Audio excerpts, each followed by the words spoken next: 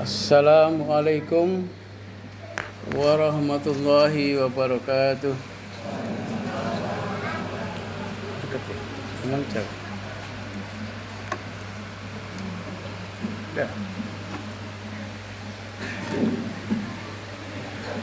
Alhamdulillahi rabbil alamin.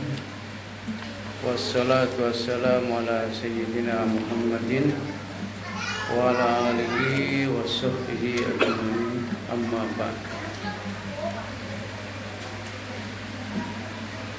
Ibu-ibu, bapak-bapak, hadirin jamaah mushola adzakirin yang dirahmati Allah. Alhamdulillah, malam hari ini Allah masih memberi kekuatan kepada kita, mengabulkan doa kita ketika di bulan Rajab. Allahumma barik lana fi Rajab wa Sya'ban wa balighna Ramadan. Di mana kita berdoa di bulan Rajab supaya diberkahi di bulan Rajab, diberkahi di bulan Sya'ban, dan supaya kita disampaikan di bulan Ramadan. Alhamdulillah, doa kita dikabulkan.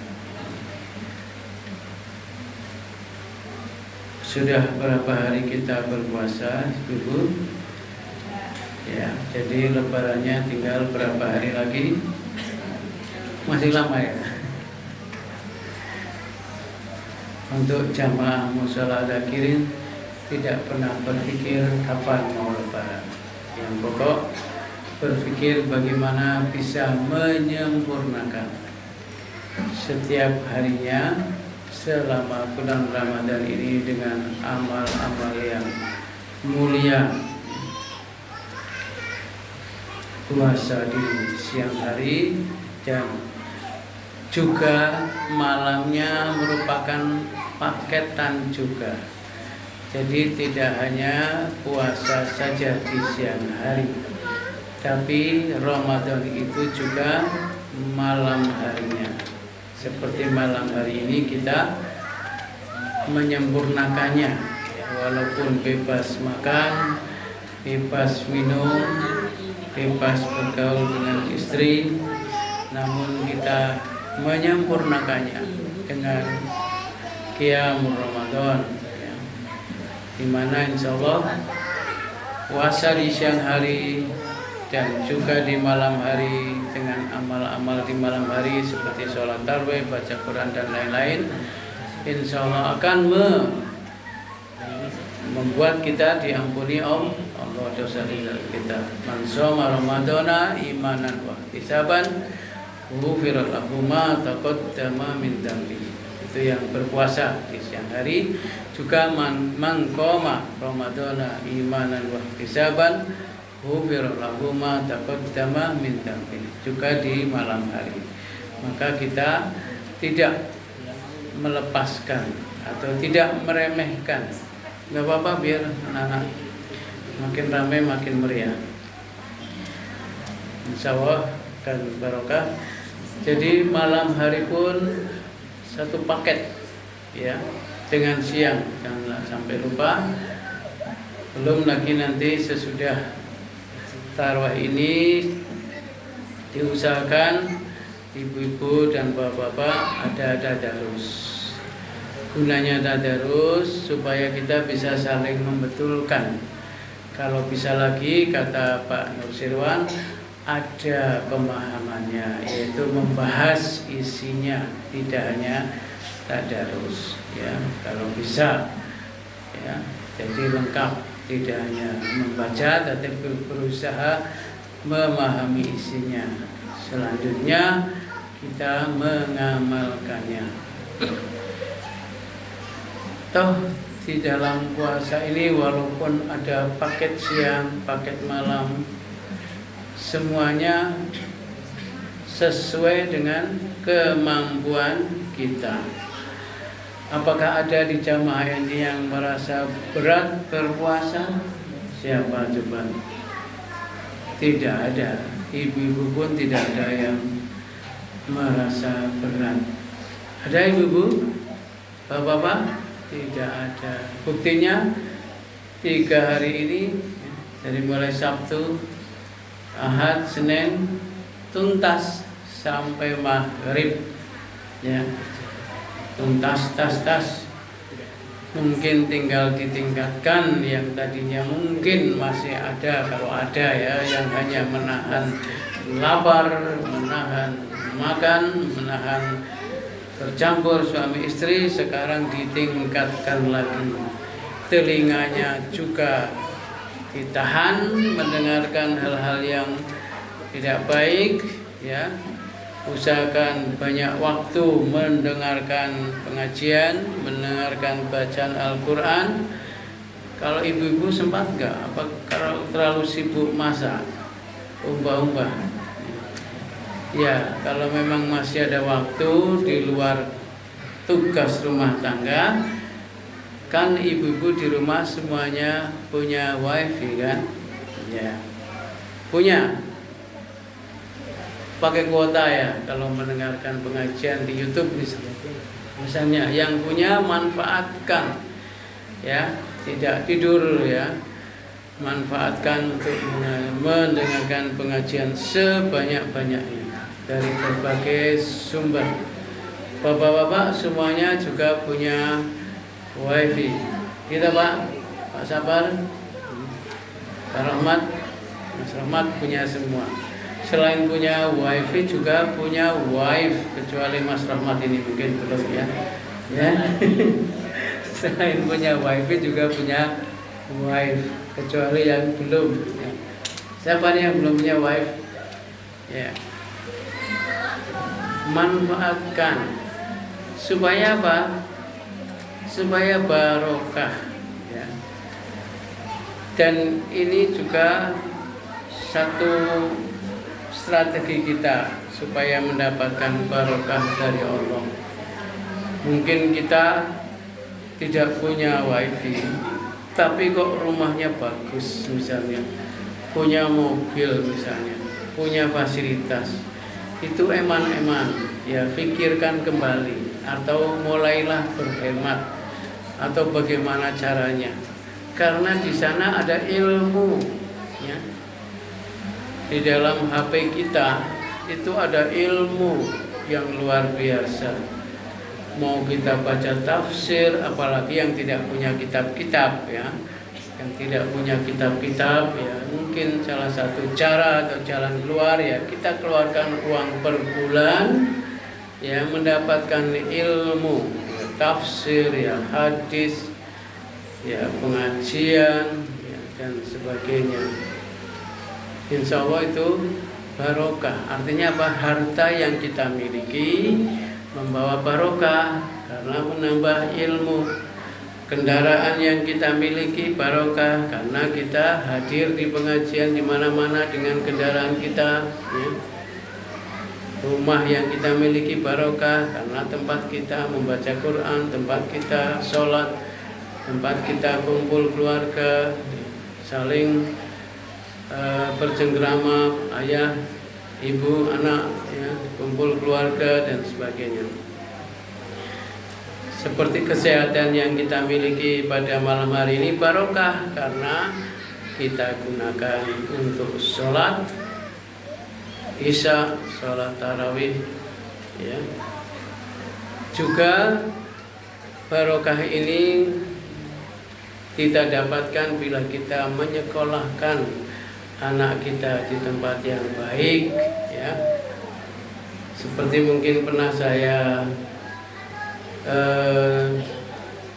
sebutkan atau mungkin saya tawarkan atau saya tanyakan, ibu bapak mau menyekolahkan anak yang siangnya pulang atau menyekolahkan anak yang mungkin seperti pesantren atau bahkan seperti pesantren, yaitu mungkin mulai SMP, ya, karena kalau SD mungkin masih butuh kasih sayang.